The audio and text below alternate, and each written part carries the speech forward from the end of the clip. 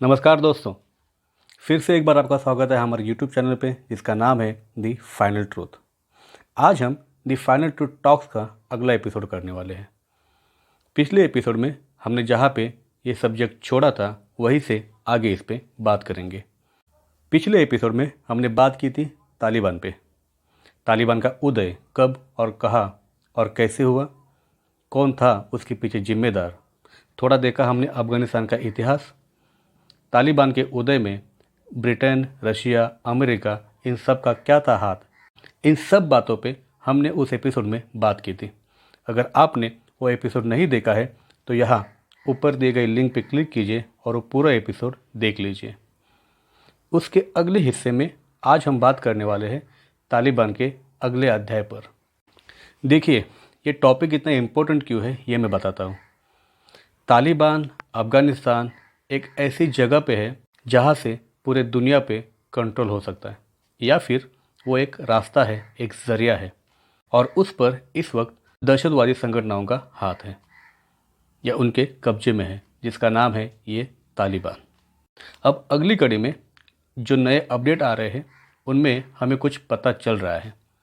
उनमें से पहली बात ये कि तालिबानियों के पास जो अभी हथियार है वो हथियारों के बारे में आप बहुत ज़्यादा सुन रहे हैं। उसी पे थोड़ी सी रोशनी डालेंगे कि क्या है आखिर सच्चाई। अमेरिका ने वो हथियार जानबूझ के छोड़े या कोई प्लान का हिस्सा था, उस पे बात करेंगे। और फिर दूसरे मुद्दे पे बात करेंगे, वो होगा तालिबान द्वारा स्थापित की जाने वाली सरकार, जो आज ही मतलब 3 सितंबर को फ्राइडे के दिन बनाने वाले हैं।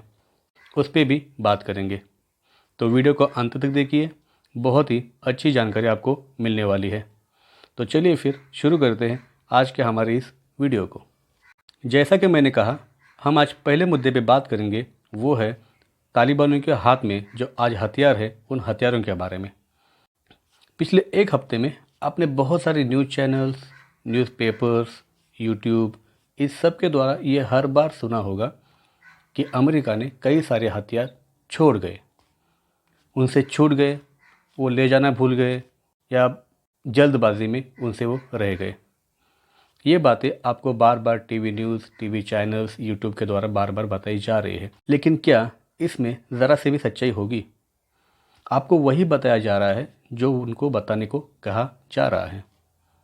आप और हम दोनों सोच सकते हैं कि अमेरिका ने जो हथियार छोड़े हैं उनकी मैं आगे लिस्ट बताऊंगा, वो लिस्ट आप देख लीजिए, फिर आप खुद सोचेंगे कि ये आखिर चल क्या रहा है। क्या अमेरिका का अफ़गानिस्तान से वापस जाना कोई प्लान के तहत हुआ था? क्या तालिबान से उन्होंने बहुत साल पहले ही बातचीत शुरू कर दी थी? क्या उनको ये पहले से मालूम था कि तालिबान अफ़गानिस्तान पर ज़रूर कब्जा करेगा, या फिर वो अफ़गानिस्तान पर कब्जा करे, यही प्लानिंग अमेरिका ने किया था? क्योंकि जो हथियार उन्होंने छोड़े हैं, अब इसमें ये जो हथियार मैं आपको बताऊंगा उसमें अफ़गानिस्तानी ऑफिशियल सैनिक जो होते हैं उनकी मिलिट्री, उनके हथियार मैंने शामिल नहीं किए हैं। एक रिपोर्ट के अनुसार, मैं आपको खाली आंकड़ा बता देता हूँ, एक रिपोर्ट के अनुसार अमेरिका ने 56 बिलियन यूएस डॉलर के हथियार अफ़गानिस्तान में छोड़ गए। 56 बिलियन यूएस डॉलर, भारतीय मूल्यों में उसकी कीमत होती है 5 लाख करोड़ रुपए। अब सोचने वाली बात है कि कोई भी मुल्क इतना बड़ा हथियारों का ज़खीरा पीछे छोड़ के कैसे जा सकता है, और इतनी भी क्या जल्दबाजी थी, या फिर ये जल्दबाजी सिर्फ आपको दिखाई गई है? इतनी बड़ी कीमत का हथियारों का ज़खीरा अगर कोई भूल जाता है तो ज़रूर वो भूला नहीं है, वो जानबूझ के छोड़ गया है पीछे आने वाली सरकारों के हाथ मजबूत करने के लिए। अगर आप मुल्क खाली करते वक्त अपने सैनिक लेके जा सकते हैं तो क्या उनके साथ वो हथियार नहीं जा सकते थे? और उनको लेके जाना चाहिए था, वो क्यों नहीं लेके गए? क्योंकि इतने बड़े हथियार जिनमें आप सुन के दंग रह जाएंगे, 8,000 ट्रक्स, 22,000 से भी ज़्यादा रेडियोज़ है उसमें, 155 माइन प्रूफ व्हीकल है जो माइंस के ऊपर भी उनको कुछ फ़र्क नहीं पड़ता, 22,000 से ज़्यादा हमवीज़ है। हमवीज़ वो गाड़ियाँ होती है जो किसी भी सतह पर, रेगिस्तान हो, रोड हो, कीचड़ हो, उसमें वो आराम से चल सकती है। ऐसी 22,000 हमवीज़ उन्होंने छोड़ी है। साथ में 16,000 नाइट विजन गॉगल्स भी है। 3.5 लाख से भी ज़्यादा असॉल्ट राइफल है। 42,000 से ज़्यादा ट्रक्स और एसयूवीज है उसमें। 1,26,000 से ज़्यादा पिस्तल, 64,000 से ज़्यादा राइफल्स, 33 एमआई और ब्लैक हॉक जैसे हेलीकॉप्टर, 43 चॉपर्स और 10 प्लेन। इतना बड़ा हथियारों का जखीरा अमेरिका पीछे छोड़ गया। अब इस बात पे विश्वास कोई और करे या न करे, हम बिल्कुल नहीं करेंगे। देखिए, मैंने पिछले एपिसोड में ही कहा था, अमेरिका का अफगानिस्तान से वापस जाना ये एक रात में हो गया, ऐसा नहीं हुआ है। अब पर्दे के पीछे उनकी क्या क्या बातें हुई वो तो दुनिया के सामने नहीं आएंगी, लेकिन ये आज के अफगानिस्तान की हालत देख के ये हम अंदाज़ा ज़रूर लगा सकते हैं कि अमेरिका का अफगानिस्तान से वापस जाना एक प्लान था, एक सोचा समझी चाल थी, जिसके तहत उन्होंने तालिबान को अफगानिस्तान सौंप दिया है। अब 20 साल अमेरिका अफगानिस्तान में था और फिर भी तालिबान जिंदा रहा। वो तालिबान क्यों जिंदा रहा? तो फिर आप अफगानिस्तान में क्या कर रहे थे? 2011 में ही ओसामा बिन लादेन को मारने के बाद भी आप 10 साल तक वहाँ पे थे। तो आपने क्या किया? 2016 के बाद तालिबान का नया लीडर भी आता है और वो मरे हुए तालिबान को वापस ज़िंदा भी करता है। ये तो कुछ फिल्मी कहानी की तरह हो गया। अफगानिस्तान उनको आज न कल छोड़ना ही था, तो उन्होंने तालिबान को शायद राज़ी किया होगा अपने हिसाब से काम करने के लिए। तो ये था वो पहला मुद्दा जो मैं आपको बताना चाहता था। और दूसरा मुद्दा वो ये है कि आज शुक्रवार को 3 सितंबर को शायद तालिबान अपनी नई सरकार स्थापन करने जा रहा है और इसकी जानकारी उनके प्रवक्ता जबीहुल्लाह मुजाहिद ने ऑलरेडी दी गई। साथ में उसने ये भी कहा कि यह आने वाली सरकार उनके लीडर हेबतुल्लाह अखुंज़ादा के लीडरशिप में बनेगी और अब ये किसी समय के दहशतवादी दहशतगर्द अब अफगानिस्तान का देश चलाएंगे मंत्री बन के, जिसमें मैंने पहले नाम कहा यह है हिबतुल्लाह अखुंज़ादा, जो देश का सर्वोच्च नेता होगा, और उसके बराबर नीचे होगा अब्दुल गनी बरादर, और ये दोनों तालिबान के संस्थापकों में से एक है।